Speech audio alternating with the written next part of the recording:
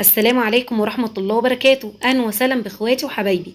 يا رب تكونوا بخير، يا رب تكونوا في سعادة، يا رب تكونوا في أتم صحة. وحشتوني جدا جدا من الفيديو اللي فات. قبل ما ابتدي الوصفة هنسمي الله ونصلي على رسول صلى الله عليه وسلم. هنعمل مع بعض الاستريبس بطريقة سهلة جدا جدا، وإن شاء الله طعم خطير بإذن الله. يلا بينا على المقادير. هتروحي عند العطار، هتجيبي خلطة البروست. ان شاء الله كده عطار يكون بتجيبي منه الحاجه وحاجته كده حلوه ونظيفه. هتجيبي بقى خلطه البروست. انا حطيت هنا معلقه من خلطه البارده ومعلقه من الخلطه العاديه. تمام.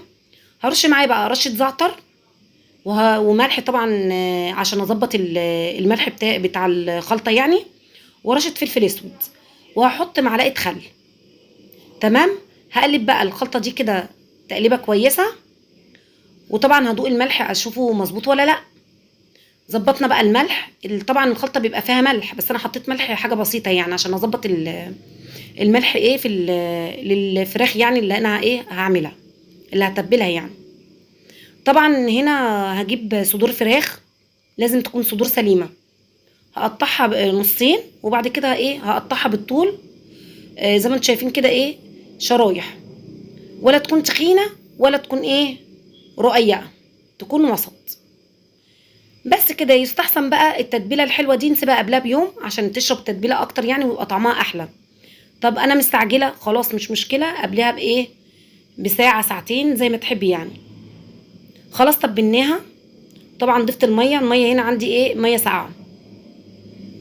الدقيق بقى اللي انا هحط فيه الفراخ يعني لازم يكون بردك متبل بنفس التوابل اللي تبلنا بيها الايه خلطه الاستريبس. فلفل اسود بردك وخلطه البروست. وهطلع طبعا ايه من الخلطه على الدقيق، وهركن ايه زي ما انتم شايفين كده ركنه الطبق على جنب. وهجيب طبق تاني بميه نضيفه تاني خالص، وهحط نفس التوابل بالظبط اللي انا ايه كنت حطاها.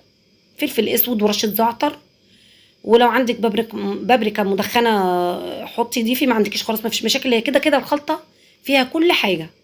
بصراحه الخلطه حرفيا مميزه زي الطعم بره واحلى كمان، لان انت في البيت كمان بتظبطي الملح وبتظبطي الحاجه كمان ايه على ذوقك انت.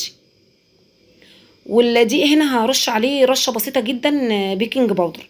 طبعا طلعنا الفراخ اول خطوه من ميه على الدقيق، وبعد كده عملنا لها ميه جديده خالص وحطيناها بردك في الميه اللي احنا متبلينها، وطلعتها بردك ايه على الدقيق. يعني في الدقيق كده هيتحط مرتين بس. بقى طبعا هطلع من الدقيق على طول على ايه على التحمير.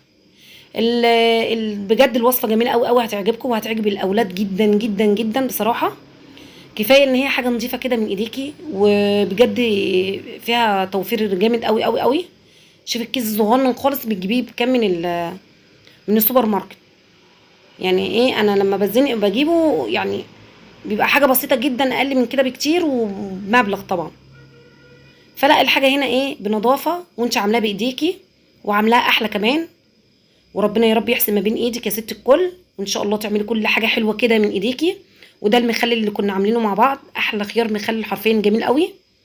وهنا بقى بجد حرفيا بيقرمش، يعني حاجه كده يعني جميله كريسبي كده من بره وطعمه تحفه تحفه من جوه، متبل كده وطعمه جميل.